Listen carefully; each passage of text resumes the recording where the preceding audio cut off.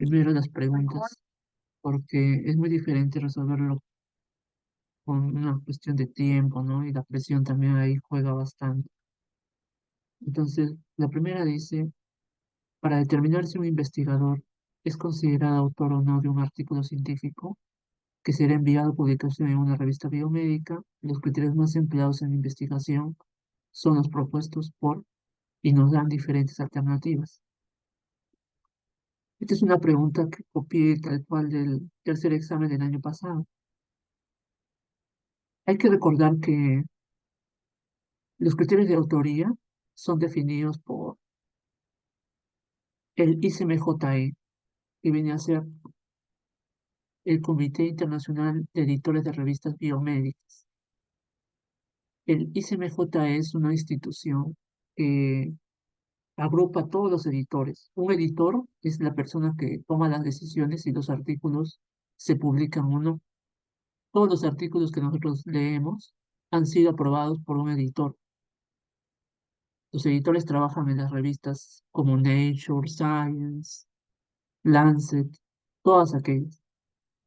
Entonces, se han reunido todos ellos en el Comité Internacional de Editores de Revistas Biomédicas. Y uno de los aportes principales es que ellos proponen 4 criterios de autoría, los cuales son los siguientes.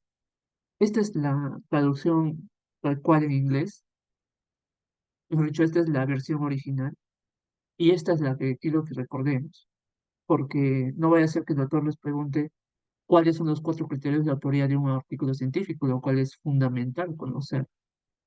Primero, eh, para que alguien figure como autor en un paper, tiene que cumplirse 4 criterios. Esa es la recomendación, porque de ahí, de eso a que verdaderamente se cumpla en la práctica, hay muchos aspectos que no concuerdan, pero esta es la pauta general.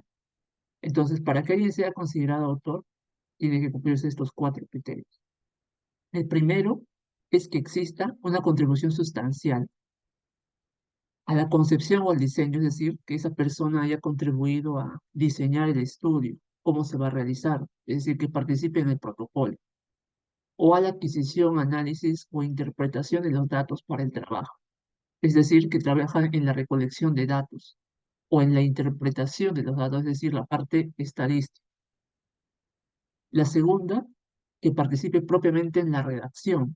Entonces, es muy diferente trabajar eh, recolectando datos, planteando el diseño, que redactar. Redactar es justamente escribir todo lo que hemos hallado en un documento de 5 a 8 páginas, que es propiamente el artículo. Entonces, el segundo, que es la redacción, también es fundamental. O la revisión crítica.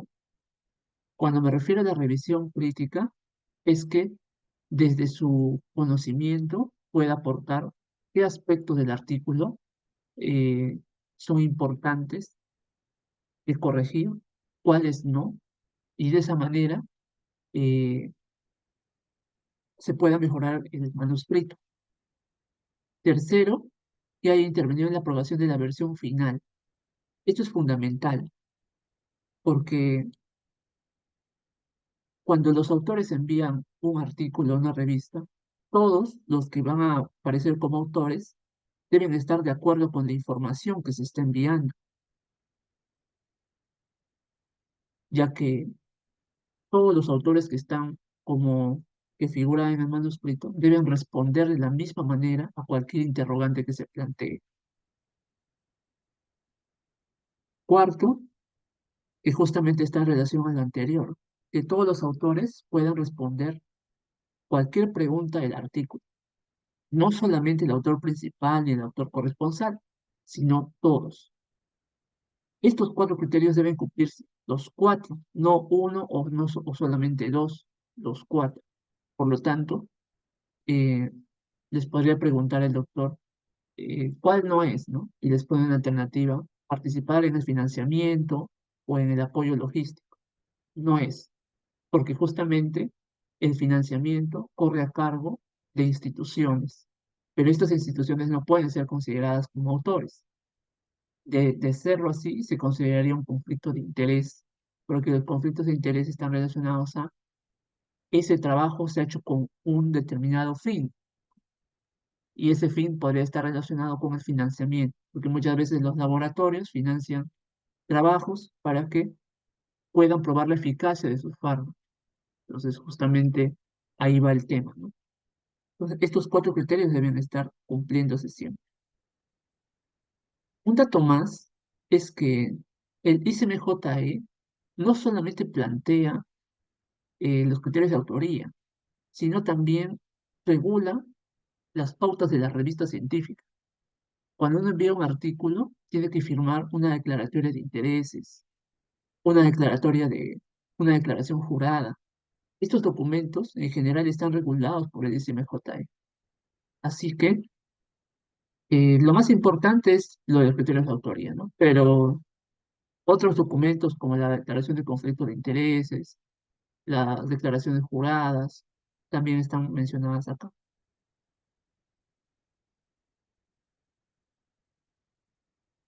Esta es la pregunta tal cual. Y ahora vamos con la segunda. Con el objetivo de unificar pautas en la redacción de artículos, se han elaborado una serie de guías de publicación.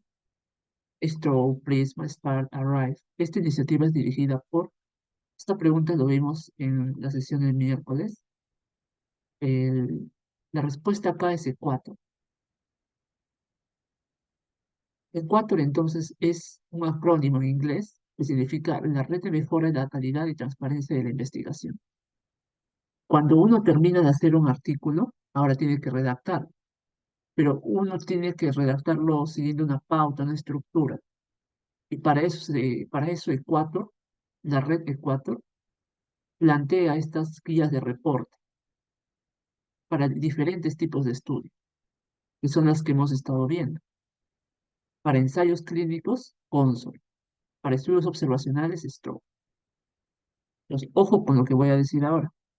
Estas guías son para redactar, como dice aquí, para reportar. No analizan específicamente temas de sesgo. Hay otras guías que analizan sesgo solamente. Esas no las hemos visto aún. Entonces, si el doctor les preguntara que fundamentalmente estas guías para qué son, para poder escribir correctamente un manuscrito de acuerdo al objetivo que se haya seguido. Si es un estudio experimental del tipo de ensayo clínico, CONSO. Si es un estudio observacional, STROBE, y así sucesivamente. Entonces, es cuatro. Si se dan cuenta, solamente como una curiosidad, el doctor en esta pregunta también había considerado una clave de cuatro, ¿no? Entonces, el doctor suele cambiar solamente este enunciado para preguntar por otra de las alternativas, así que tener cuidado con esto. Esta pregunta la hemos resuelto bastante bien. El efecto de arrastre es un concepto aplicado en qué ensayos? Los ensayos crossover. Yo le puse crossover en vez de cruzado para variar un poco el enunciado. Entonces, los ECA cruzados también se denominan crossover, que es la traducción al inglés de cruzado. Partimos de dos grupos, A y B. El grupo A recibe el fármaco de interés, el fármaco nuevo, y el grupo B recibe otro tratamiento. Después de un tiempo, vamos a hacer el cruce, y para eso vamos a aplicar un lavado, un periodo de lavado, en el que el grupo A se le deja de administrar el fármaco y al grupo B de igual manera. Pasan ciertos meses, ciertas semanas, y ahora el grupo A va a recibir el tratamiento que recibía antes el grupo B, y el grupo B recibe ahora el tratamiento que antes recibía el grupo A. Entonces, acá se han cruzado los tratamientos. Acá aparece el efecto de arrastre cuando este periodo de lavado no es suficiente. Todavía el grupo A permanece con la intervención dentro de su cuerpo, por decirlo así, ¿no? Puede ser el fármaco. Entonces, tiene que haber un cierto periodo considerable para que este periodo de lavado haga efecto. Y analicemos tal cual que esta medicación, este tratamiento nuevo, está haciendo efecto sobre el grupo A. De esa manera podríamos evitar confundirlo con un efecto residual del grupo A, del primer fármaco que recibieron. Muy bien, Ah, entonces Carlos, vamos a una continuar. pregunta, solo para recordar, entonces, después del lavado, el grupo A no tendría el mismo, o sea, el tratamiento que se le da ya no es el mismo que le dieron antes, ¿verdad? O sea, cambia. Cambia, exactamente. Ok, gracias. Pero en Ujú. el grupo B, en ese caso, llevaría lo mismo que le dieron al grupo A inicialmente, ¿no? Ajá. O, El grupo B recibe ahora lo que recibía antes el grupo A. ok, gracias. Gracias, María Fernanda. Vamos con la pregunta 4. Nos dice, un grupo de investigadores realiza un estudio de casos y controles sobre el reciente brote de dengue en la ciudad de Lima. Por otro lado, un conjunto de investigadores validan una prueba rápida para identificar casos tempranos de dengue, con una sensibilidad y especificidad de 80%. En el primer caso, los autores emplearán la guía para elaborar su artículo, y en el segundo caso emplearán la guía TAC. Es importante familiarizarnos en identificar los tipos de estudio y la guía que corresponde para su elaboración. Si es un estudio de casos y controles, es un estudio observacional. Por lo tanto, corresponde la guía Stroke. Y luego tenemos que otros investigadores han validado una prueba rápida. Por lo tanto, estamos ante los estudios de validez diagnóstica. Los estudios de validez diagnóstica son los que hemos estado viendo en los ejercicios. En los ejercicios que veíamos, se aplicaban dos pruebas sucesivas, dos pruebas simultáneas, y se comparaba una prueba X con con el gol estándar y así. Esos son estudios de validez diagnóstica. Y acá dice que ellos identificaron una sensibilidad y especificidad de 80%. Bueno, eso es un dato en realidad para que ustedes puedan estar más seguros de lo que están eh, sospechando, ¿no? Que es una validez diagnóstica. Entonces, si es estudio de pruebas diagnósticas, corresponde a la guía STAR. Por eso aquí la respuesta es Stroke STAR.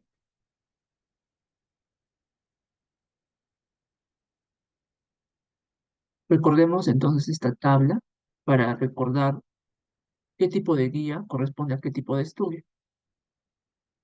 START, recordemos que la D es la única que tiene la D al final. Por lo tanto, la D de diagnóstico, validez diagnóstica. Luego, Stroke es la única que tiene OB de observacionales. ¿Cuáles son los estudios observacionales que hemos estudiado? Los transversales, los casos y controles, cohortes. Para esos tres, básicamente. Y después están los otros, ¿no? Si se dan cuenta, es fácil distinguirlo. Hay algunos que tienen sus nombres bastante, en sus nombres se puede identificar claramente de qué tipo de estudios se trata, ¿no? CIT, ensayos clínicos, clinical trial, y así.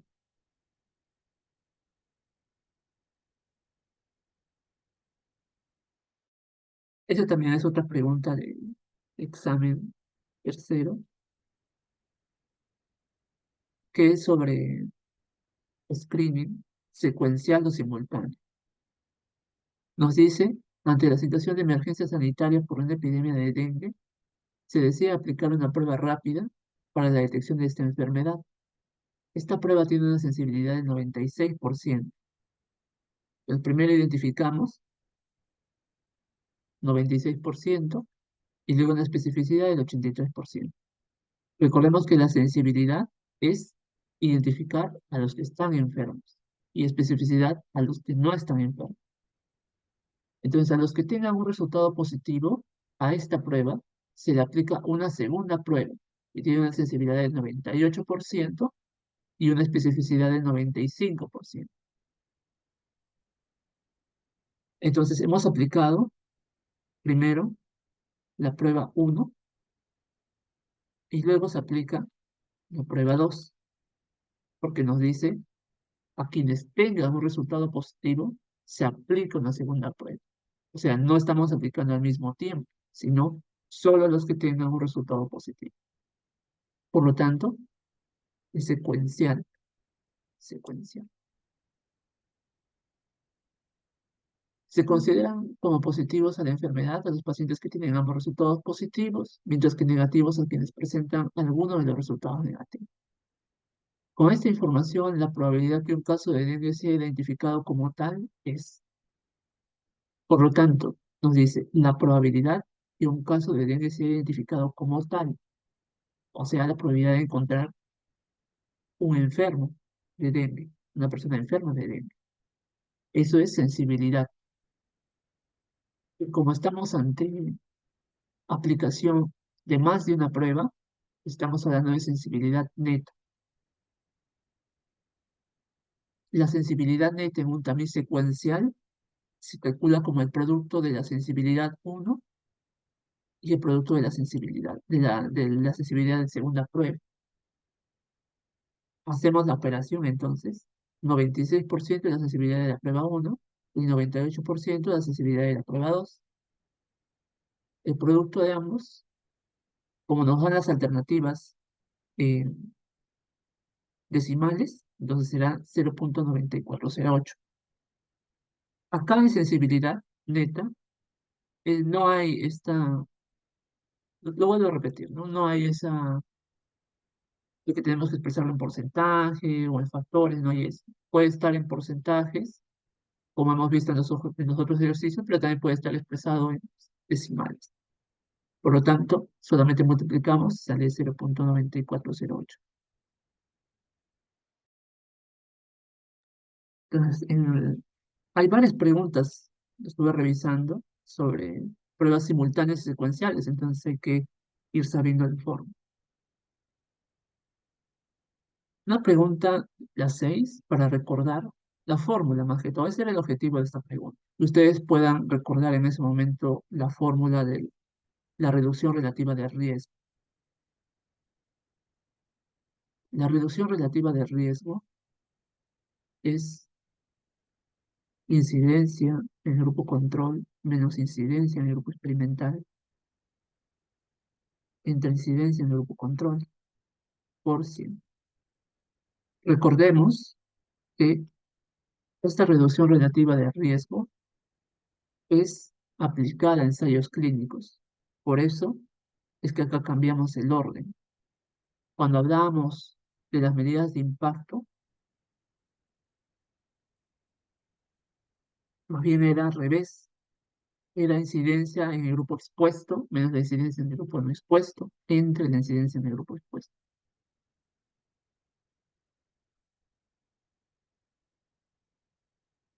Por lo tanto, acá tenemos que reemplazar con los datos que tenemos. Nos dice que la tasa de incidencia de infarto cerebral fue el 3% en el grupo control. Por lo tanto, esto será 3% y en el grupo experimental es de 2%. Por lo tanto, siendo la división sería 1% entre 3%.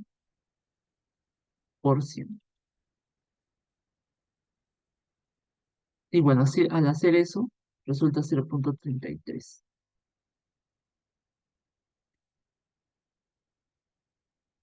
Pues solamente es una forma de realizar las operaciones. Vamos con la siguiente. Esta es una pregunta que sí la quiero resolver con mucha calma, así que un ratito quiero editar esto.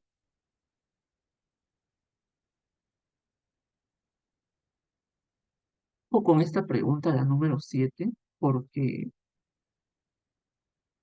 la forma como se redacta la pregunta puede llevar a confusión.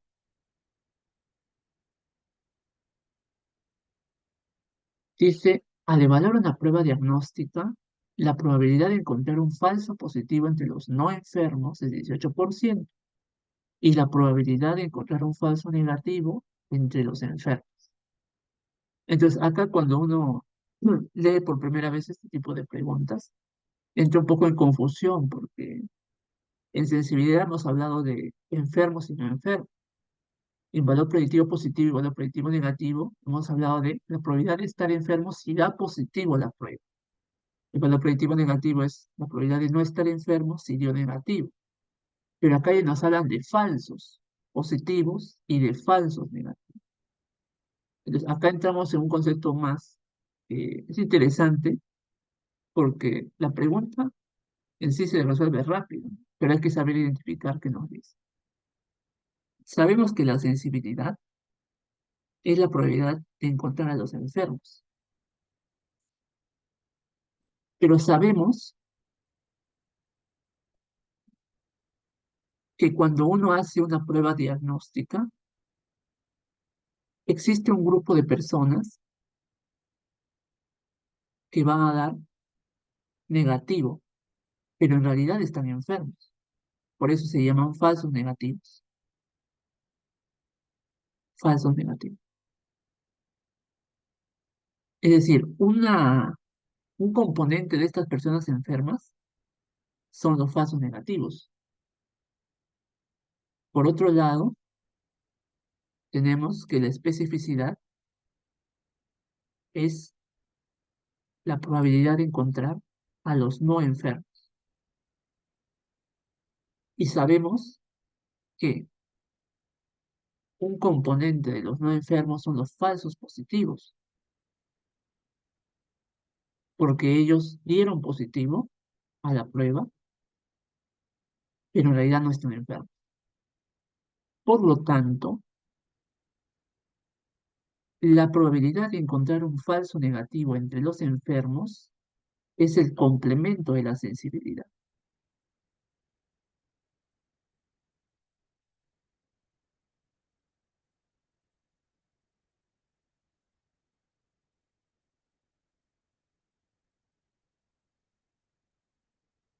Porque si la sensibilidad capta a todos los que están enfermos, el complemento de la sensibilidad capta a los falsos negativos entre los enfermos. Y de igual manera, para el caso de la especificidad, 1 menos la especificidad es 18%, porque si la especificidad capta a todos los que no están enfermos, entonces el complemento serán los falsos positivos. Sería 18%. Cada vez que les digan la probabilidad de encontrar un falso positivo entre los no enfermos, entonces nos están preguntando por el complemento de la especificidad. Y la posibilidad de encontrar un falso negativo entre los enfermos es más bien el complemento de la sensibilidad.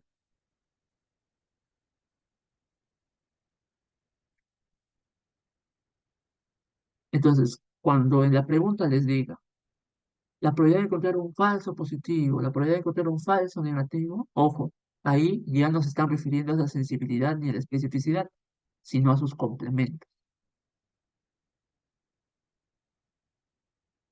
Por lo tanto, ya tenemos la forma de graficar este ejercicio, ¿no? Mejor dicho, de expresar los datos. Esto lo hemos graficado acá.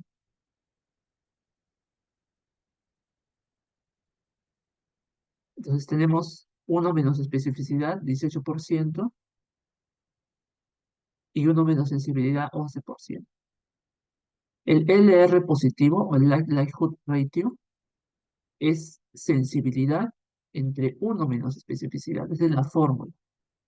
Por lo tanto, de aquí obtenemos sensibilidad que sería 89%, porque es 1 como el 100%. Y esto lo dejamos tal cual. Por lo tanto, 89 entre 18 es 4,94.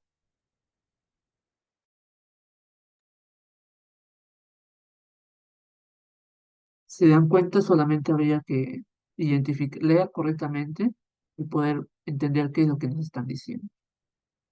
Por lo tanto, Acá la respuesta es 4.90.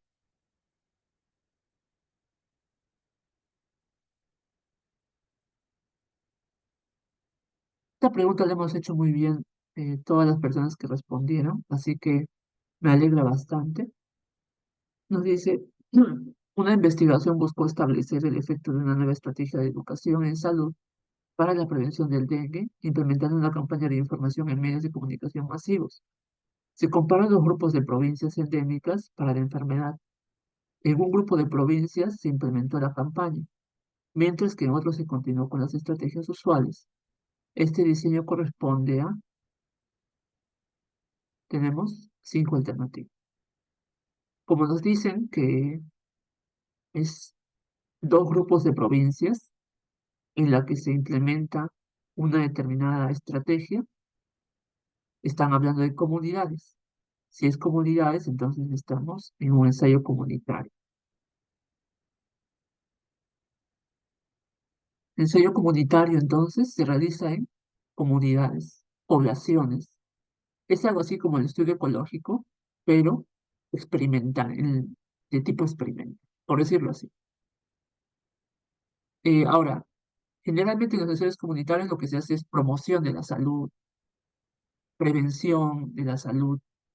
Por ejemplo, acá, ¿no? Promoción de hábitos alimentarios, promoción de la práctica regular de ejercicio físico. La pregunta 9 nos dice, las investigaciones en modelos animales que evalúan la toxicidad, lesiones orgánicas y metabolismo de un fármaco. ¿A qué corresponde? Si nos dice eso, entonces hay que identificarlo, ¿no? Es en modelos animales. Todo lo que sea clínico, que corresponde a las fases 1, 2, 3, 4. Los ensayo clínico fase 1, fase 2, fase 3 ya son en personas. Si no es en personas, se llama preclínico. Preclínico. Porque clínico es un término que se acuña cuando estamos estudiando a personas. Estas son las etapas, las 4 fases o 4 etapas. Y antes de eso está la experimentación preclínica en animales. ¿Qué se hace en la investigación preclínica? Evaluamos toxicidad. Porque si este fármaco, por ejemplo, ocasiona toxicidad, entonces se va a manifestar rápidamente. Y eso va a evitar que pase a la fase 1, 2, 3. Lesiones orgánicas. Por ejemplo, si son teratogénicos, entonces ya no puede pasar a las demás fases. La dependencia de la dosis, el metabolismo, la cinética. Esto se realiza en experimentación preclínica. Y una vez que ha pasado esta fase, esta etapa, mejor dicho, preclínica, recién pasa a la fase del ensayo clínico, propiamente. Y finalmente, tenemos la pregunta 10. ¿Qué representa la línea D? Recordemos entonces que en este gráfico que hemos estado viendo en varias sesiones, lo que graficamos aquí es la zona de equivalencia, el margen de equivalencia. En el margen de equivalencia, cuando yo aplique el tratamiento nuevo y lo compare con otro tratamiento, el intervalo de confianza se encuentra en esta región, significa que son equivalentes el tratamiento nuevo con el tratamiento usual. En esta región de superioridad es porque está encima de la relevancia clínica. La relevancia clínica es un valor. Por ejemplo, si yo aplico el fármaco A, el fármaco nuevo, y me reduce el 10% en los niveles de presión arterial, y luego aplico el fármaco usual y me reduce el 2%, entonces hay una diferencia ahí de 8%. Los investigadores deben plantear previamente su relevancia clínica. Si su relevancia clínica es que se reduzca en 5% la diferencia, ¿no? Entre el fármaco nuevo con el fármaco usual, y ahora hemos visto que la diferencia es de 8%, entonces es superior, porque redujo mucho más que el fármaco usual o el placebo que estemos comparando. Por lo tanto, solamente los intervalos de confianza que estén los dos extremos, dentro de esta zona de superioridad, ahí recién diremos que es superior. Si está por acá, no puede ser superior completamente, porque en esta región todavía no se cumple la relevancia clínica. Esta región estaría pendiente. Todas las flechas tienen que estar. Entonces, si el doctor les preguntara, esta flecha, ¿qué representa? Representa equivalencia. Esta flecha representa equivalencia. Presenta equivalencia. Ahora, recordemos también que hablamos de resultados significativos o no significativos. Como estamos viendo una comparación entre el fármaco nuevo y el fármaco usual, entonces es una diferencia. Si es una diferencia, entonces se considera significativo cuando no pasa el cero. El A pasa el cero. El intervalo de confianza atraviesa el cero. Significa,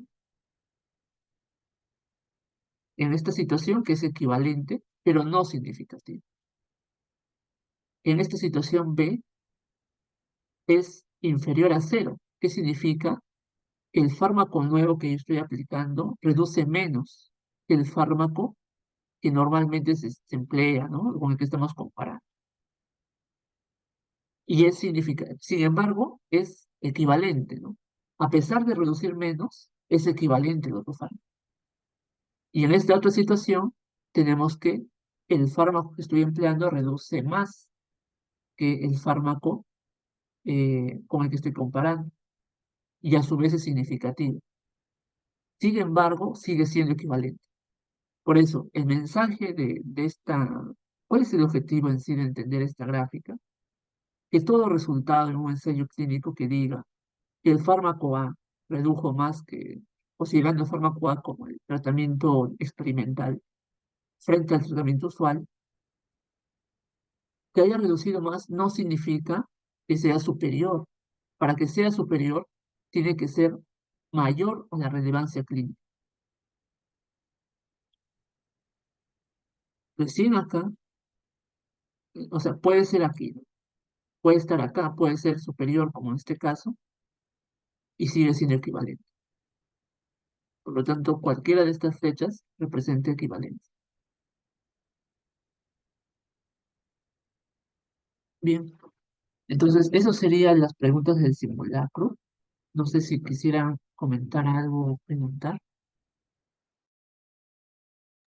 Sí, yo me había equivocado en las preguntas del Ecuador con la del ICMJI por la palabra redacción. Creo que en ambas mencionan redacción, entonces, ¿cómo más fácilmente eso lo puedo distinguir, ¿no?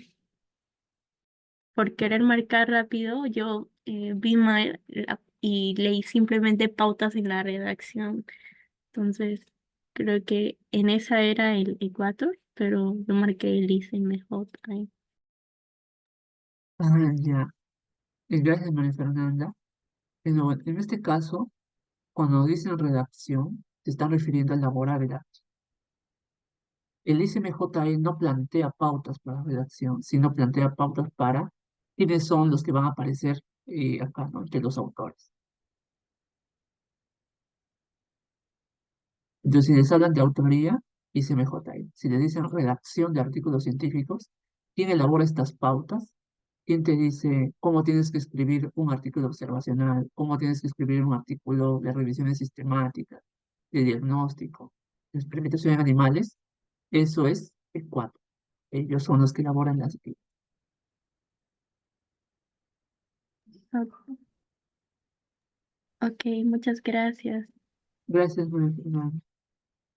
Entonces, en la noche vamos a resolver más preguntas así para ver qué es diferente de resolverlo pues, con la presión un poco del tiempo. Entonces, ahora vamos a resolver lo de ayer, de sentido.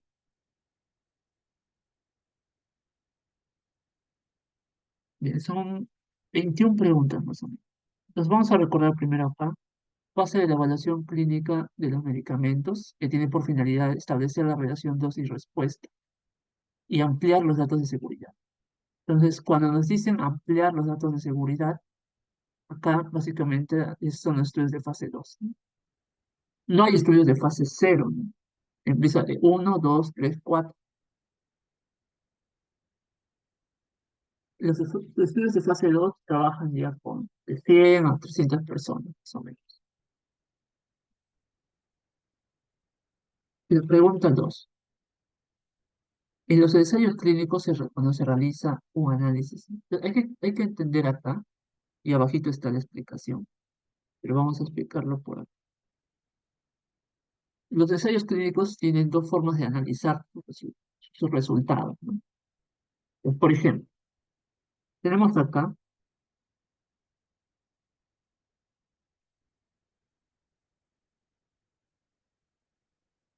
el N total, por ejemplo, 100. 100 participantes van a formar parte de este ensayo clínico. Entonces nosotros aleatorizamos y 50 van a estar en el grupo experimental y 50 van a estar en el grupo control. Pero nosotros sabemos que cuando ya empieza la intervención, ¿qué es lo que va a pasar? Estos 50, lamentablemente, se retiran.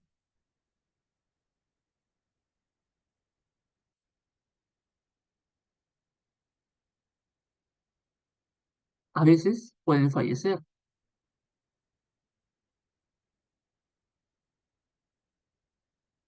por diferentes circunstancias. A veces simplemente migran de domicilio y ya el investigador ya no los puede ubicar, ¿no? Podemos decir lo que migran, ¿no? Migran o se cambian de lugar. Lo mismo va a suceder en el grupo control. Recordemos que el enmascaramiento genera que los que están en el grupo control no sepan que están en el grupo control. De igual manera, se retiran, fallecen o, o pueden migrar en sí. En fin, vamos a ver algunos ejemplos después. Entonces, hay diferentes circunstancias y eso es lo que se grafica en el flujograma. Entonces, en el flujograma ustedes van a ver que se aleatorizaron 50 por un lado y 50 por el otro. Pero, como se va a hacer un seguimiento de meses, entonces lamentablemente todos los que al inicio estuvieron entusiasmados, ¿no? Fueron a las dos primeras, recibieron, por ejemplo, ¿no? En el caso de psicoterapia, asistieron a sus dos primeras sesiones de, de terapia cognitivo-conductual. Felices van. Pero luego van a ver ustedes, y eso es lo que ocurre siempre, pues no todos van, ¿no? Se van a retirar, fallecen, migran, etc. Entonces imagínense que de estos 50 quedaron 25 que avanzaron, es decir, cumplieron todas las pautas del protocolo. Y acá también quedan 25.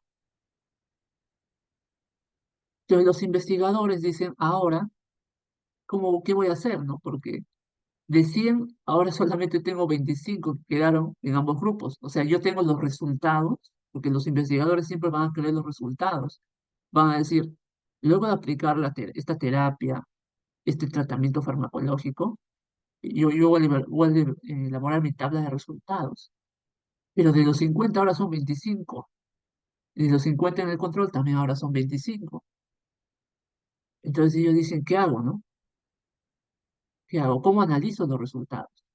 Y por eso plantean dos tipos de análisis.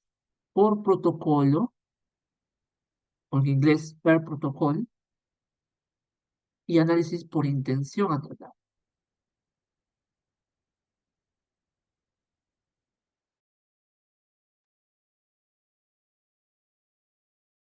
Entonces ellos dicen, puedo hacer mi análisis por protocolo o mi análisis por intención a tratar.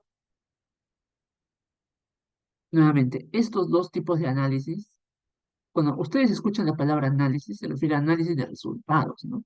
Es decir, cómo yo voy a analizar mis datos, por protocolo o por intención a tratar.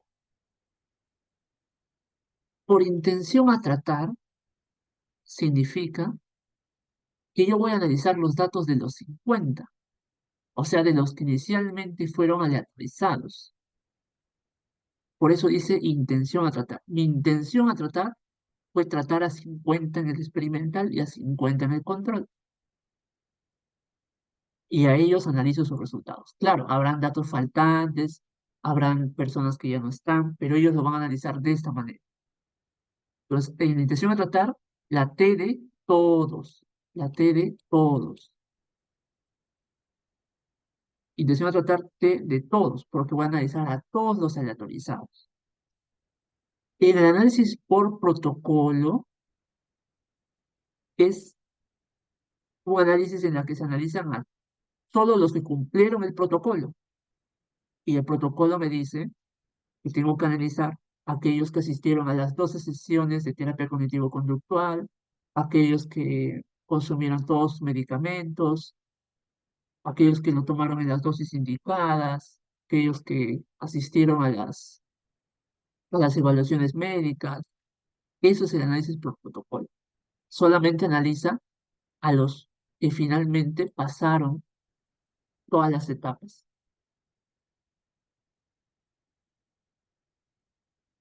Por eso dice, en los ensayos clínicos, cuando se realiza un análisis tal, se analiza a los participantes según el grupo al cual fueron asignados por aleatorización, independientemente de lo que sucedió después. Esta es una palabra importante, ¿no? Porque lo que sucedió después puede ser que se retiran, puede ser que fallecen, puede ser que simplemente desaparecen y en este caso ya no vamos a tener la misma cantidad. Pero la intención a tratar la T de todos. Analizamos a todos los que inicialmente aleatorizamos, o sea, a los 100. En el protocolo, más bien, se va al final. El análisis por protocolo analiza solamente a los que cumplieron el protocolo. Eso es importante. Los tipos de análisis. Intención a tratar y por protocolo. Esos son los dos únicos tipos de análisis. Acá está para que lo puedan revisar. Si se quiere mantener intacta la comparabilidad, la mejor alternativa es evaluar a todos. La T de todos. Análisis por intención a tratar o ITT. ITT.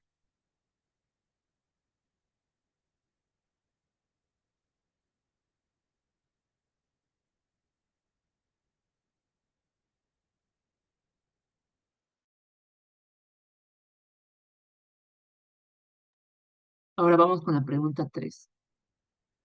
Se tiene una prueba rápida para la detección del dengue que tiene una sensibilidad del 92% y una especificidad del 83%. Esta prueba será aplicada a una población endémica para la enfermedad de manera secuencial, es decir, se repite la prueba a los positivos en la primera medición. Se consideran positivos a la enfermedad los pacientes que tienen ambos resultados positivos, mientras que negativos a quienes presentan alguno de los resultados negativos. Entonces, acá, ¿qué es lo interesante de esta pregunta? Que es una misma prueba, pero que se aplica en dos momentos distintos. Acá, si se dan cuenta, no nos dan los datos de la otra prueba, porque es la misma. Por eso dice, se repite la prueba. Pero como es, en este caso, secuencial, y nos dice, la sensibilidad neta sería justamente el producto de ambas. Por eso, el cálculo es una operación. 0,92 por 0,92, 0,8464.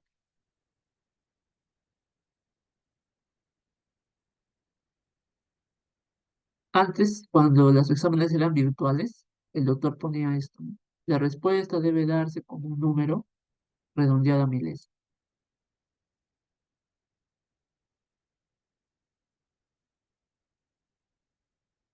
Acá en realidad es lo mismo, ¿no? Por eso es que había sombrero de rojo, para que ustedes lo puedan resolver luego. Y acá les enseñaron, ¿no? Porque acá con la sensibilidad neta para pruebas simultáneas. ¿Por qué simultáneas? Porque nos dice, ambas pruebas serán aplicadas de manera simultánea. Entonces acá sería sensibilidad uno más sensibilidad 2 menos el producto.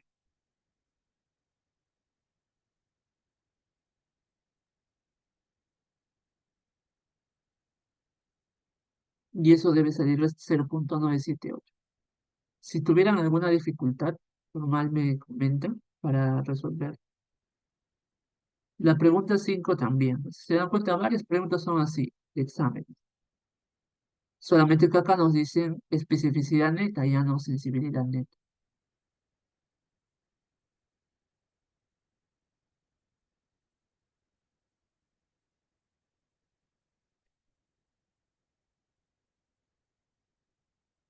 Aplicamos la fórmula para especificidad neta en pruebas simultáneas y nos debe salir 0,780. Acá otra prueba, otro examen así, repetido, ¿no?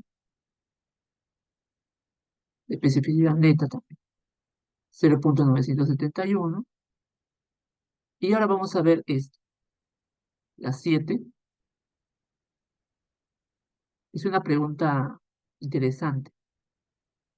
Dice, el electrocardiograma de esfuerzo, llamado también ergometría, y la angiografía por tomografía computarizada son métodos empleados en la detección de la enfermedad coronaria. En una investigación se aplica de manera secuencial ambas pruebas, es decir, primero la prueba de esfuerzo y los pacientes positivos a esta primera evaluación luego son estudiados mediante ATC.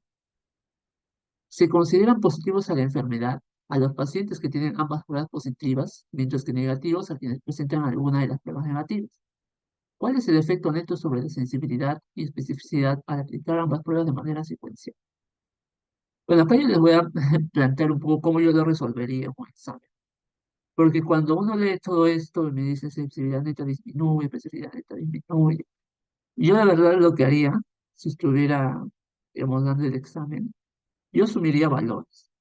Porque estas alternativas significan que siempre se van a cumplir eso. Entonces yo puedo asumir valores y hacer rápido mi operación para ver qué es lo que ocurre con un solo ejemplo. Por eso acá les he colocado dos maneras de entender esto.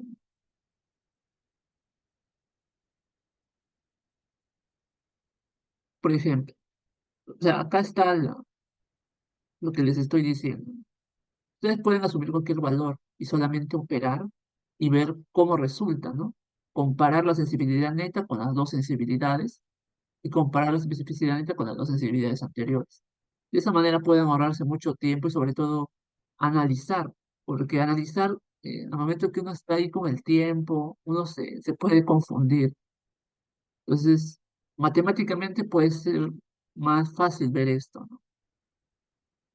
Entonces, imaginemos que tenemos la ergometría por acá.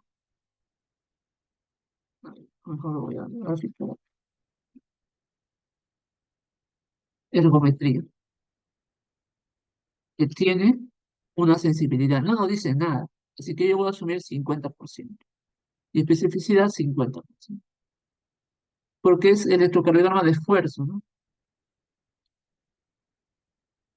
Y luego aplicamos la angiotomografía, que pues yo espero que tenga un poco más, porque es justamente una prueba más completa. Le voy a poner 80%, necesita 80%. Entonces nos dice qué pasaría si se aplica de manera secuencial. Entonces la sensibilidad neta, si se aplica secuencial, ¿cuál sería el producto? 50% por 80%. Eso es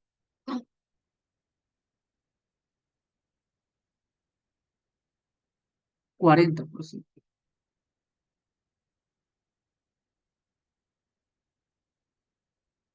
Y luego la especificidad neta,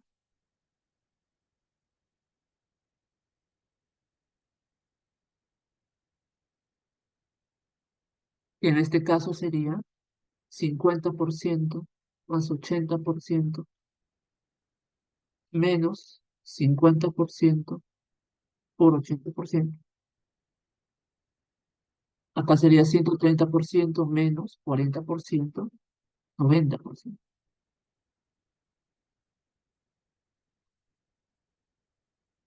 Si se dan cuenta, uy, la sensibilidad uno es 50, la sensibilidad 2 es 80 y la sensibilidad neta es 40, o sea, menor que las anteriores. La especificidad neta, 50. La especificidad 1, perdón, 50. La especificidad 2, 80 y la especificidad neta es mayor, 90. Es decir, la sensibilidad neta disminuye y la especificidad neta aumenta.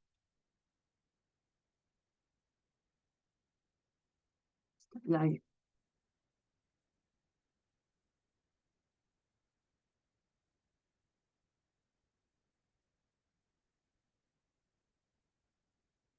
Es lo mismo que vemos acá.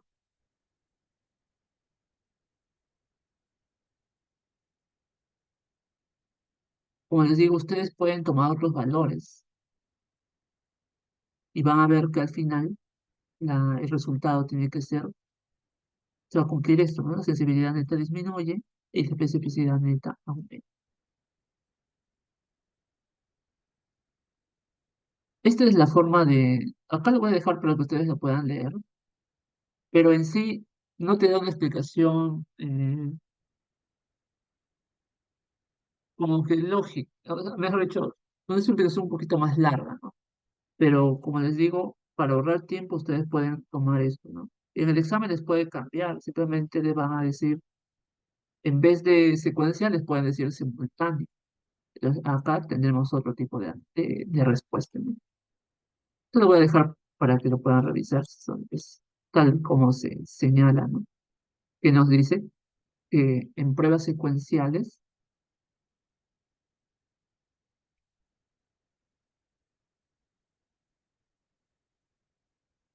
hay una pérdida en la sensibilidad neta y una ganancia en la especificidad neta.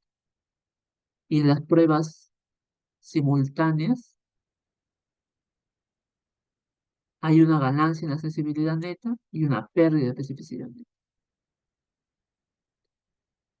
No es necesario, como les digo, que lo memoricen. Si en el examen están, yo les recomendaría que hagan su cálculo, así como hemos estado viendo. La pregunta 8. Una pregunta también interesante, así de tipo análisis. Si aplicamos una prueba de laboratorio para el diagnóstico de una enfermedad que tiene el doble de frecuencia en la selva que en la costa, ¿cuál de los siguientes indicadores será más elevada en la población costeña en comparación a la de la selva? Entonces, cuando acuda un paciente a ustedes y les diga, doctora, yo, por ejemplo, no estamos en Lima, estamos en Lima, y en Lima viene una paciente preocupada porque ha dado positivo para serología de leptospirosis. Sabemos que la leptospirosis, pues acá en Lima casi no hay casos, es más frecuente en la selva. Entonces acá entramos a un concepto más que es la prevalencia. La prevalencia. Cuando la prevalencia aumenta de una determinada enfermedad, entonces el valor predictivo positivo aumenta y el valor predictivo negativo disminuye. Asimismo, si la prevalencia disminuye,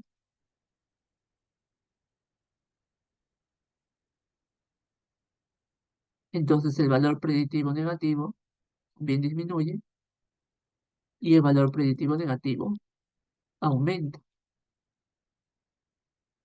Por lo tanto, cuando ustedes busquen artículos, aparte de encontrar aquellos en los que haya, en aquellos en los que se obtenga como dato los valores predictivos positivos, siempre busquen los estudios que se hayan realizado en un contexto similar, porque las prevalencias influyen mucho. Si es más prevalente una enfermedad en una región, entonces ese resultado positivo es más probable que de verdad esté enfermo por eso, ¿no? Porque es más frecuente en esa región, a comparación de la enfermedad, digamos que es rara acá, ¿no? Por eso, sin entrar en mucha explicación de términos, si nos trasladamos al ámbito clínico, si digamos, yo doy positivo a leptospirosis en Lima, es raro,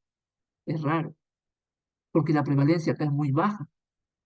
En cambio, si doy el positivo a leptospirosis en Iquitos, es mucho más probable que sea cierto, porque la prevalencia ya es mucho mayor. Entonces, ahí un poco para que puedan entender. De esa manera podemos quizás tener una mejor noción. El valor predictivo positivo aumenta con la prevalencia. Entonces, ¿qué nos dice? Una enfermedad que tiene el doble de frecuencia en la selva que en la costa. ¿Cuál de los siguientes indicadores estará más elevado? En la población costeña en comparación a la de la selva. Es decir, por ejemplo, podemos poner el caso de la leptospirosis. La leptospirosis es mucho más frecuente en Lima, perdón, en la selva. Entonces, en la selva habrá un BPP mayor a comparación de la costa, pero el valor predictivo negativo será mayor en la costa porque hay menos casos. Si hay menos casos, ese resultado negativo que yo obtenga es más probable que sea negativo.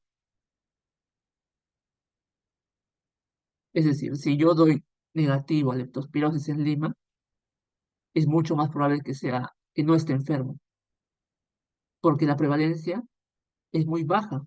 En, en cambio, si yo doy negativo a leptospirosis en Iquitos, eso es menos probable que no esté enfermo, porque la prevalencia ahí es mucho mayor.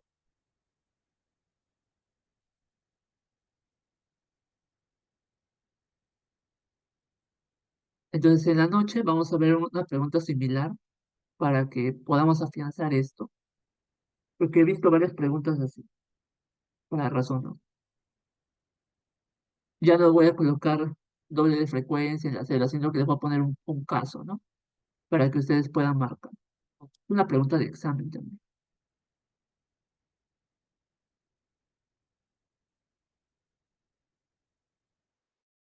Acá les colocaba el caso de malaria. Si una persona da positivo a malaria, significa que la probabilidad de que esté enfermo por haber dado positivo es mayor en comparación a Lima. Si la persona da negativo a malaria en Lima, entonces es más probable que no tenga la enfermedad en comparación a alguien que dio negativo a malaria en Lorena. Pregunta 9. Los ensayos clínicos, ¿qué evalúan? Eficacia, efectividad, una pregunta repetida. Varias veces he visto que lo coloco. La respuesta acá es eficaz.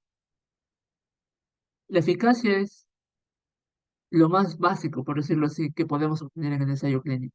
Porque en el ensayo clínico se trabajan en condiciones controladas. Los pacientes acuden eh, a ciertas horas, cumplen sus medicamentos a ciertas horas. Por lo tanto, son condiciones ideales. Por eso es que hay fases del ensayo clínico. Y hay una fase 4 que se llama de postcomercialización. En la postcomercialización ya vemos cómo se comporta cuando ya está circulando en la población. Por eso ahí, en principio, evalúan eficacia. Luego ya, cuando se comercializan, ahí veremos qué tan efectivo es, qué tan eficiente es, etc.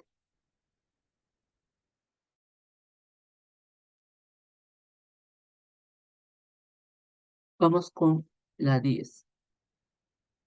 La pregunta 10 es sobre las curvas RO. Vamos a recordar.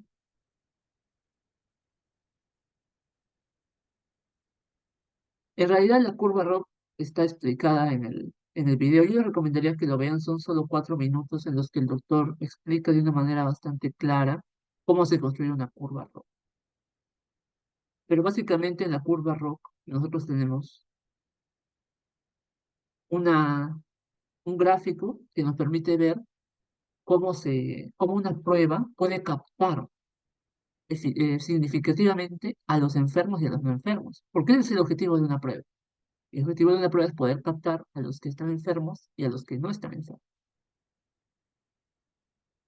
Entonces, en las curvas ROC, nosotros vamos a tener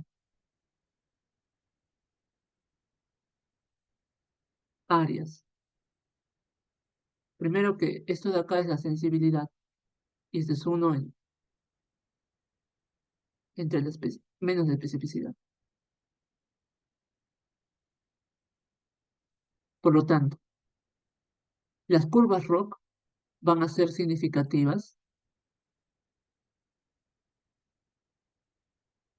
es decir, se dice que una curva ROC es significativa cuando puede captar a los enfermos y a los no enfermos. Esto ocurre cuando el intervalo de confianza no pasa por 0,5 o el 50%. Entonces, cuando ustedes analicen los intervalos de confianza de las curvas ROC y las preguntas sobre curvas ROC que han preguntado son así directas, solamente para identificar si el intervalo de confianza pasa o no pasa el cero, de esa manera van a ver si es significativo o no.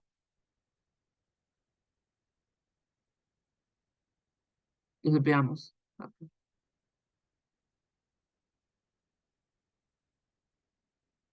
Tenemos la prueba A. El área bajo la curva es 0,70 y su intervalo de confianza va de 0,52 a 0,85. Por lo tanto, no pasa el 0,5, está por encima de 0,5. Por lo tanto, sí permite diferenciar entre enfermos y no enfermos. La prueba B, el área bajo la curva, 0,65. ¿Pasa el 0,5? No. Va de 0,55 a 0,174. Entonces, correcto. Y la prueba C, 0,75, tampoco pasa el 0,5. Por lo tanto, cuando nos digan las pruebas que discriminan o diferencian significativamente, necesitamos analizar el intervalo de confianza. Si este intervalo de confianza, por ejemplo, fuese de 0,20 a 0,7, entonces acá no discriminaría, porque entre estos está 0,5.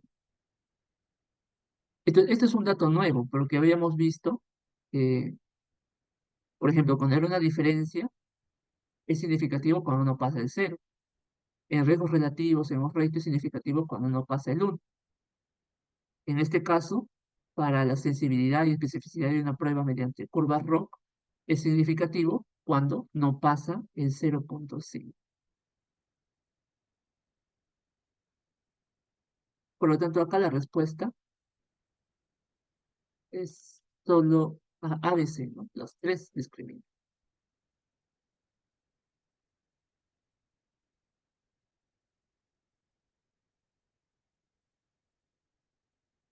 Vamos a ver esta otra pregunta que es similar. Nos dice, se tiene tres pruebas diagnósticas cuantitativas que han sido evaluadas mediante la elaboración de curvas ROC.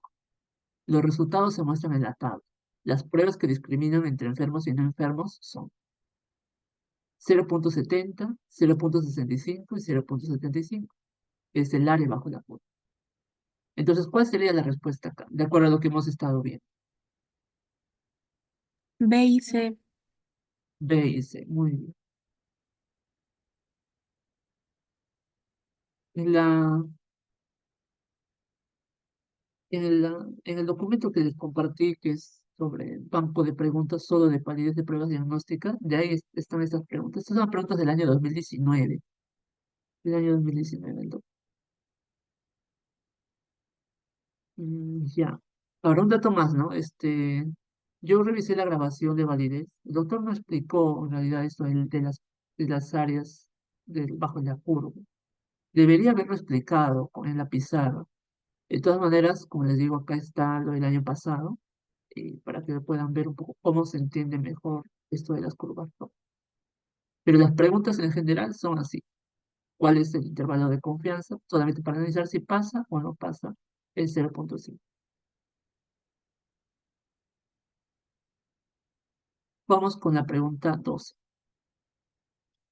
La pregunta 12 nos dice, si consideramos una cifra de 250 unidades internacionales por litro de creatinfosfoquinasa como criterio diagnóstico de infarto de miocardio en lugar de 200 unidades internacionales por litro. Para resolver esta pregunta, son preguntas bien repetidas, o sea, mejor dicho, comunes. Yo les recomendaría que lo grafiquen. Este es el gráfico que ustedes tienen que dibujar en ese momento para que puedan tener una mejor noción. Pero sabemos que cuando analizamos una enfermedad, la prueba diagnóstica, por ejemplo, vamos a hacerlo como si fuese este ojito. Este ojito es como si fuese la prueba diagnóstica. Y lo que esta prueba va a querer captar es a los sanos y a los enfermos. Pero una dificultad que encuentra siempre esta prueba es que a veces van a dar positivos los que están sanos y negativos los que están enfermos. Entonces, ese es el área gris, por decirlo así. Entonces, ustedes cuando estén en el examen y les diga eso de que te pasa de 200 a 150, de 200 a 250, grafiquen, grafiquen solamente. Y van a dibujar sus flechitas. Entonces, acá está 200, 200. Yo lo he colocado acá en el centro, podría haberlo colocado un poquito más, podría haberlo colocado acá, podría haberlo colocado acá y así. No interesa mucho, porque lo que vamos a trabajar es en función a las flechitas. Entonces yo voy a colocar en el centro para que se pueda entender el ejemplo que les voy a mencionar. Entonces sabemos que los sanos están a la izquierda y los enfermos a la derecha. Los sanos sabemos que es especificidad y los enfermos sabemos que es sensibilidad. Por lo tanto, miren el tamaño de la flechita. Si 200 está acá, la flechita es toda esta área, ¿no? Toda esta área, toda esta área. Y la sensibilidad es toda esta área, porque es todo lo que está después, todo lo que está después de ese margen, ¿no? De ese valor que consideramos como límite. Entonces ahí está, tenemos dos áreas. Entonces solamente, cuando hacen el examen, solamente vean el tamaño de su flechita, porque ahora vamos a ir a la otra situación. En la otra situación, yo he movido de 200 a 250. Como les digo, podría haberlo movido acá, no hay algo exacto ahí. Solamente lo he movido acá para que ustedes puedan ver cómo cambia el tamaño. Al final, si lo mueven un poquito más acá o acá, igual van a ver que se cumple lo mismo. Entonces le he movido aquí y si se dan cuenta, capta más, es más específico. Y la sensibilidad más bien disminuye, si se dan cuenta, todo el área que queda a la derecha es menor que la anterior. Por lo tanto, solamente vean el tamaño de su flechita. La flechita arriba es más chiquita y acá es mucho más grande de la especificidad. Y de la sensibilidad más bien vemos que se ha cortado la sensibilidad. Por lo tanto, cuando vemos esta situación, la especificidad al pasar de 200 a 250 aumenta. Y esto es lógico, porque si yo pongo más requisitos para diferenciar a los que no están enfermos, entonces voy a poder captar a más verdaderos negativos. pero la sensibilidad disminuye, porque es posible que algunos que estén por acá, pues sí estén enfermos. Entonces, ¿cuál es la conclusión de esto? La sensibilidad disminuye y la especificidad aumenta. Por lo tanto, la primera que nos dice, disminuye el número de falsos negativos.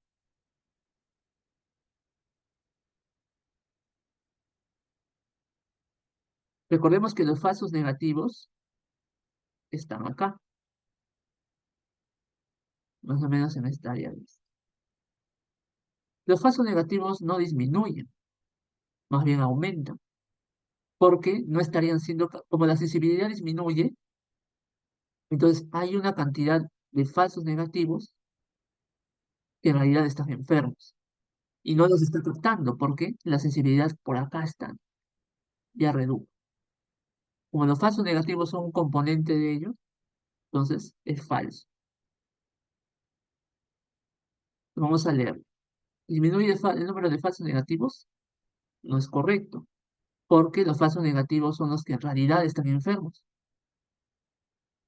Y como estamos captando menos enfermos, entonces más bien aumenta la cantidad de falsos negativos, ¿no? O mejor dicho, de enfermos que no han sido captados por la prueba. Aumenta el número de verdaderos positivos, falso también, porque los verdaderos positivos más bien son los que están enfermos, ¿no? Y vemos que los enfermos son menos captados porque disminuye la sensibilidad. Y la tercera dice, aumenta el número de verdaderos negativos, cierto, ¿no? Porque la especificidad aumentó. Más grande, entonces los que están aquí son los verdaderos negativos. Los verdaderos. Aumenta si aumenta, porque la especificidad aumenta.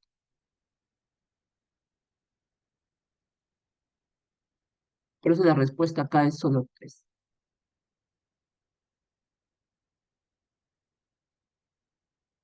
Ahora vamos con una pregunta del quinto examen. ¿Cuál de estas 4 marcaría? Nos dice, el siguiente esquema representa la distribución de los valores de una prueba diagnóstica cuantitativa. A mayor el valor de esta prueba, es más probable que el resultado corresponda a una persona que padece la enfermedad.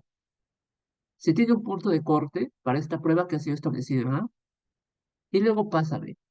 Entonces, igualito, si se dan cuenta a la situación que hemos descrito ahora. Por lo tanto, ¿qué es lo que cambia? La sensibilidad aumenta, la especificidad aumenta, el valor predictivo positivo aumenta. ¿Cuál de estas 4 son las correctas?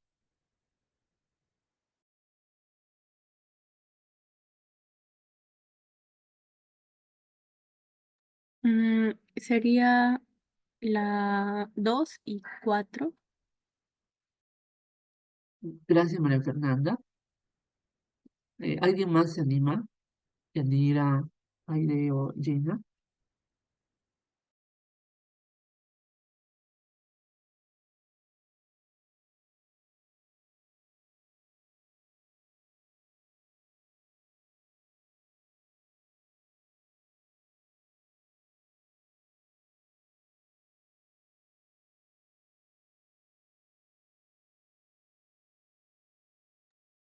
Bien, hay que recordar entonces lo siguiente. Bien, algo bueno es que hemos podido identificar que la especificidad aumenta, ¿no? Es muy cierto, la especificidad aumenta. Pero ¿qué más? Algo más. Está relacionado con la T. Si tenemos este gráfico de personas sin la enfermedad,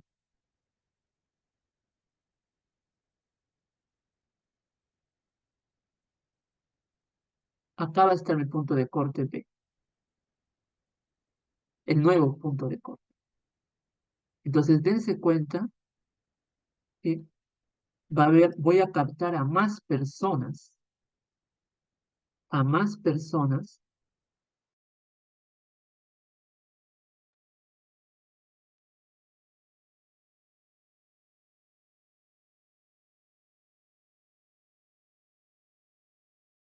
voy a captar a más personas que, en este caso, no tengan la enfermedad.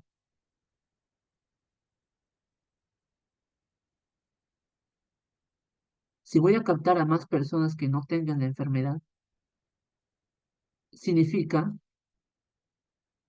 que el valor predictivo positivo es cuando una persona sale positivo, entonces, ¿qué probabilidad hay que desarrolle la enfermedad? Y cuando uno sale un valor positivo o negativo, si salió negativo, ¿cuál es la probabilidad que aumente, ¿no? Entonces nos dice, como efecto de cambio de punto de corte, se puede afirmar, la sensibilidad aumenta, falso, ¿no? La sensibilidad disminuye.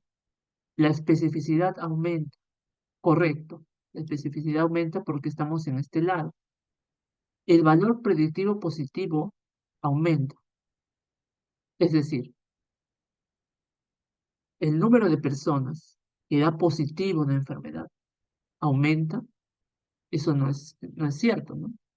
Porque justamente vemos que el valor predictivo positivo más bien disminuye, porque hay menos personas que van a ser captadas por este lado. Y valor predictivo negativo aumenta. Eso es cierto, porque vemos que si damos negativo a una enfermedad, entonces va a aumentar el punto de corte. Mejor dicho, atamos a más personas que no tienen la enfermedad. Entonces, si alguien da negativo, es más probable que no tengan la enfermedad. Entonces sería 2 y 4.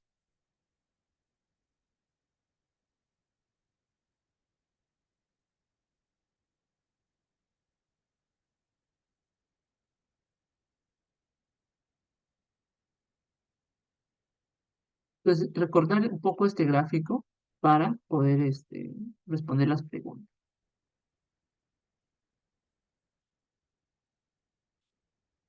Dice la pregunta 14. El nuevo punto de corte aumenta la especificidad. No, perdón, no es 10. Usted trabaja en un servicio de salud ocupacional y aplica 3 pruebas diagnósticas que tienen una especificidad del 90% cada una. ¿Cuál es la probabilidad que un individuo sano presente al menos un resultado normal al aplicar estas 3 pruebas? Una pregunta también que suelen ponerla varias veces. Entonces tenemos que son 3 pruebas diagnósticas que tienen una especificidad del 90% cada una. Entonces, ¿cuál es la probabilidad que un individuo sano presente al menos un resultado normal al aplicar estas 3 pruebas al individuo? Primero tenemos que calcular la especificidad neta. Como son 3 pruebas y se aplican de manera simultánea, claro, no nos dicen, pero dice aplicar 3 pruebas diagnósticas tiene una especificidad del 90%. Es especificidad neta simultánea, ¿no? Porque no nos dicen que se ha aplicado una después de otra. Por lo tanto, es el producto de las 3. 90% por 90% y por 90%. Entonces, el complemento de la especificidad es justamente presentar un resultado anormal. ¿Recuerdan cuando veíamos lo del lo de probabilidad de un falso positivo entre los no enfermos y probabilidad de un falso negativo entre los enfermos? Es igualito aquí. Nos dice un resultado anormal. Un resultado anormal sería que salga positivo cuando no lo es. Entonces, simplemente eso es el complemento, ¿no? Por lo tanto, sería 1 menos 90 por 90 por 90.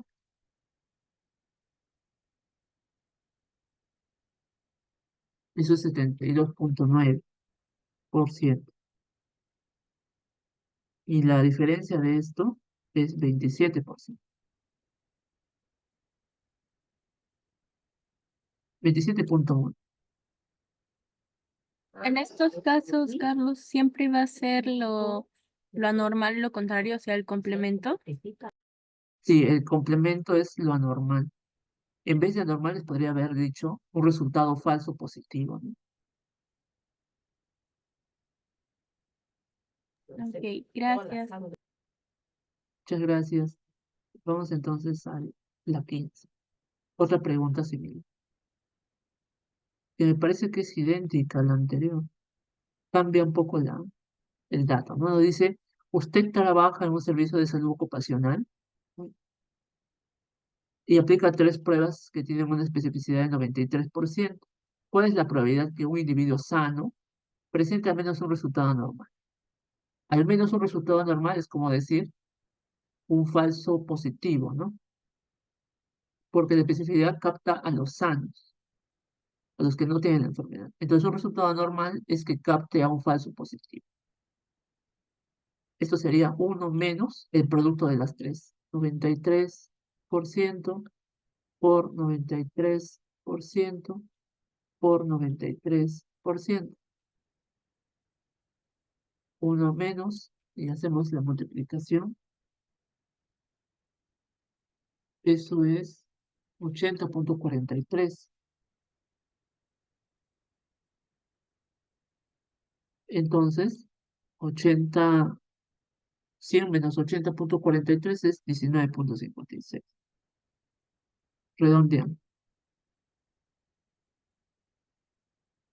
Entonces, la respuesta acá es 19,56.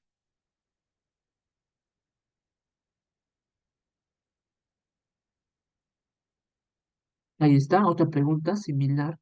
Todas son preguntas de exámenes. Nos dice, aplica tres pruebas que tienen una especificidad de 82%. La probabilidad de que un individuo sano presente al menos un resultado anormal. Por lo tanto, sería uno menos 82% por 82% y por 82%. Eso es 44,86. Ojo, les puede decir un resultado anormal o les puede decir un falso positivo, ¿no? Que si es una especificidad neta, entonces un componente de la especificidad neta son los falsos positivos. Y ya vamos a terminar con estas tres. Nos dice la tasa de incidencia de infarto cerebral en el grupo control. Esa es la pregunta del simulacro, ¿no? Esa es la incidencia en el grupo control y esta es la incidencia en el grupo experimental. Entonces, la reducción relativa de riesgo es incidencia en el grupo control menos la incidencia en el grupo experimental entre la incidencia en el grupo control por 100, casi 33,3%. O sea, sí. La 18, la tasa de incidencia de infarto cerebral fue 3% en el grupo control y 2% en el grupo experimental. El NNT sabemos que es 1 sobre la reducción absoluta de riesgo. Entonces, la reducción absoluta de riesgo es igual a la incidencia en el control menos la incidencia en el experimental. Eso es 3% menos 2%. Eso es 1%, que es igual a 0,01. Entonces el NNT es igual a 1 entre 0,01 y eso es igual a 100.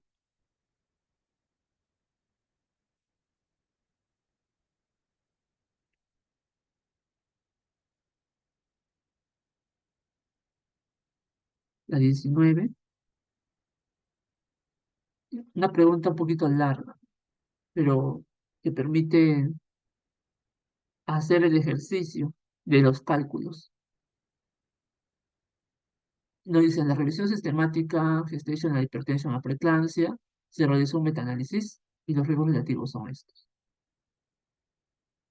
Entonces acá nos preguntan por el NNT. El NNT es 1 sobre la reducción absoluta de riesgo. Y por otro lado, la reducción absoluta de riesgo es la incidencia en el control menos la incidencia en el experimental. Y asimismo,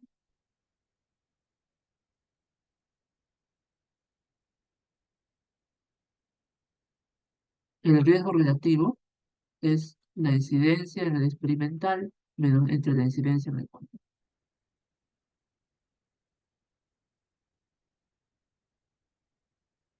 Tenemos entonces que el riesgo relativo para preeclampsia en general es 0,8, 0,80. Eso sería igual a la incidencia en el grupo experimental, entonces para el primer caso, entre la incidencia en el grupo control, que es 2%, y al hacer esto, la incidencia en el grupo experimental es 1,6, 0,6%. Entonces, la reducción absoluta de riesgo es 2% menos 1,6%, es 0,4.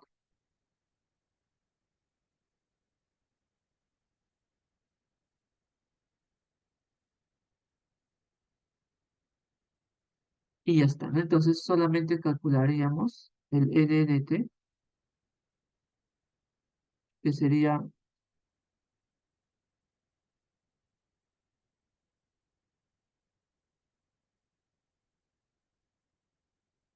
1 entre 0,4%,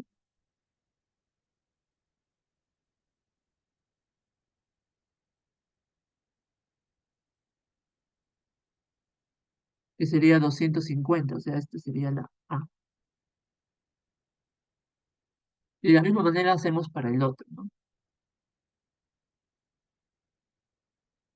Básicamente sería para preeclampsia grave, en el caso 2, 0,5 igual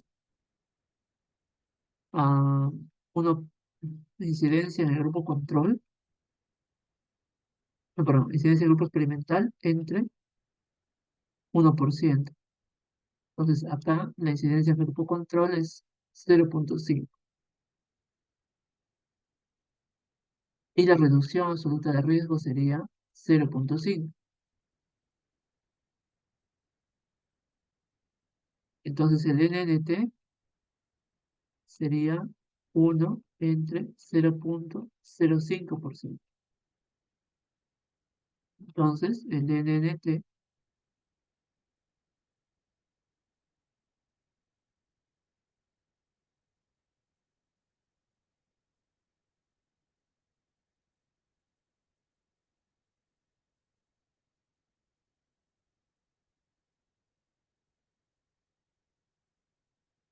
a ver, el cáncer grave, 1%, 0,5.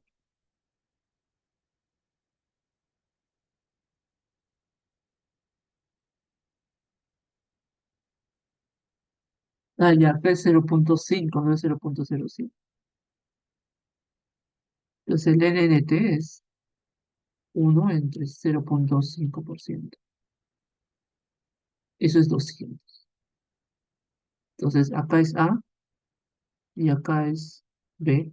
Entonces esta es la C. Es un ejercicio básicamente para realizar el cálculo. Pregunta del 2000, para el 2022, del 2022 es la pregunta. Entonces acá sería C a B. Pregunta 20. Esta es una pregunta interesante, porque acá vamos a combinar valor proyectivo positivo y sensibilidad. Ojo con esta pregunta porque no he visto muchas en los recientes exámenes, pero esto es más que todo de años anteriores, 2019. Pues. Nos dice, un test ha demostrado poseer una sensibilidad del 90% y una especificidad del 95% para la detección de consumo problemático de alcohol entre adolescentes. Entre los adolescentes que cursan el cuarto y el quinto año de educación secundaria, 2% presentan este problema. Si un adolescente presenta un resultado positivo al test, ¿cuál es la probabilidad de que sea un bebedor problemático de alcohol? O sea, si se dan cuenta, al inicio nos dan datos de sensibilidad y especificidad y luego nos preguntan por el valor predictivo positivo. O sea, están combinando las dos. Por lo tanto, hacemos nuestro gráfico. Hacemos nuestro gráfico. Hay dos maneras de hacer esto. La primera manera es un cálculo directo, ¿no? Mejor dicho, no nos dan el valor del total de personas. Entonces, yo voy a trabajar con porcentajes solamente. Sabemos que a la izquierda siempre se coloca el test o el cuestionario que estemos probando. Y a la derecha, la prueba de oro, que en este caso no se dice explícitamente, pero nos dice que hay 2% que presenta este problema. Es decir, de alguna manera ya se sabe cuánto es el porcentaje. Entonces, ¿qué es lo que nos pregunta? Nos dice que el 2% es bebedor problemático. Este es el total. Dice que es el 2%. Y de ese 2%, el 90% es justamente los verdaderos positivos. Por eso coloco 90% por 2%. O sea, el 90% del 2% son los verdaderos positivos porque nos dice que la sensibilidad es 90%. Y por otro lado,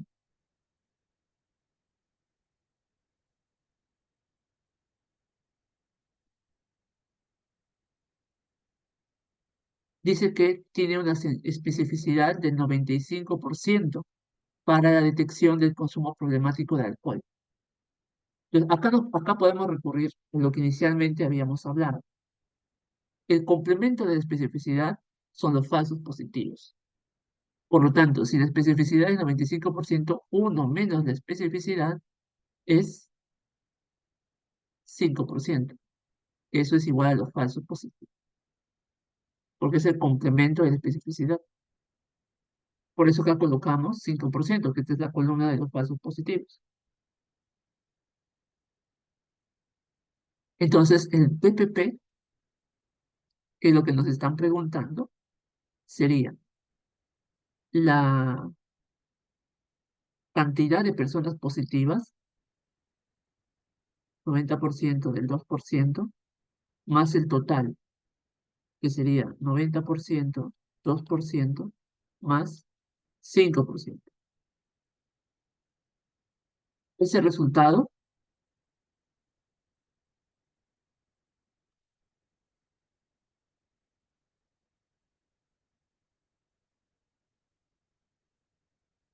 es el que está acá. Hacemos esa operación y sale 0.264. Ahora, otra manera de hacer esto es tomando valores. Así se puede entender quizás de una manera más numérica, ¿no?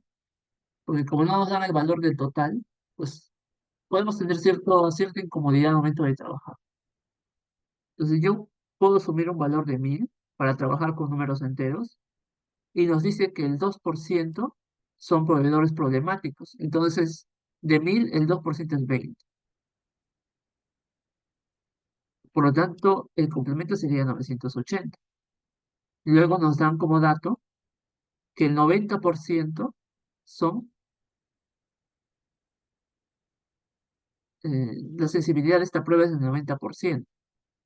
Por lo tanto, sería el 90% de 20, que es 18. Y por otro lado, sabemos que la especificidad es 95, por lo tanto, el 95% de 980 es 931. Entonces, acá le hemos dado algunos valores. Acá le hemos dado algunos valores. Y por lo tanto, el complemento de 931 es 980. Y ya tenemos esta columna que es la que vamos a trabajar.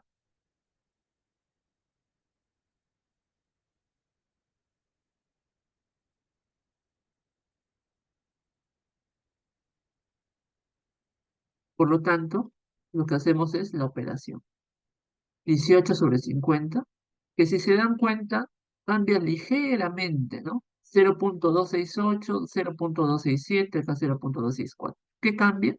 Porque hemos dado valores. Si ustedes le hubiesen puesto en vez de 1000, 100, o le hubiesen puesto 10.000 en vez de 1000, también habría cambiado en ciertas cifras decimales. Entonces, esa es una manera de hacerlo. La otra manera es la de acá, un poco más rápido. Pero hay que reconocer bien lo que nos dicen. Y para finalizar, la 21, la que hemos resuelto.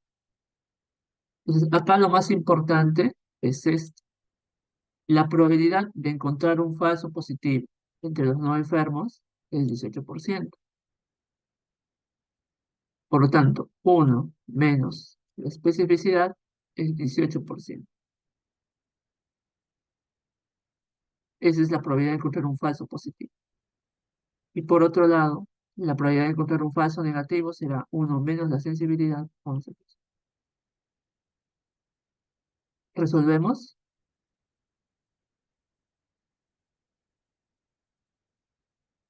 y nos sale ya los valores de especificidad y sensibilidad. Pero lo Una, que nos preguntamos, una sí, María pregunta. Fernanda. Ajá. Respecto a eso, podría decirse que si dijera un falso positivo entre, o sea, un falso negativo entre los no enfermos, sí estaría, es como que la forma correcta de decir especificidad, ¿verdad? Sí, exactamente. Ya. Si eso me lo pusieran como distractor, tendría que hacerse ya como tal, o sea, sin el complemento, ¿no? Ajá, sí, el complemento. Ya. O sea, esto más que todo depende de la palabra positivo, negativo y del grupo del que hablan, ¿no? Ajá, porque acá nos dicen falso positivo entre los no enfermos. Ah, Porque ya. los no enfermos están los falsos positivos. Ajá. Porque si dijera enfermos, ya sería de frente asumir que la especificidad, si dijera falso negativo entre los enfermos, ¿no? Ajá, O, ahí agruparía también a la sensibilidad. ah, ya. Ay, gracias. Gracias, María Fernanda. Entonces, acá el cálculo es directo, 4.94. Solamente reemplazamos. Muy bien. No sé si quisieran consultar algo respecto a lo que hemos estado resolviendo.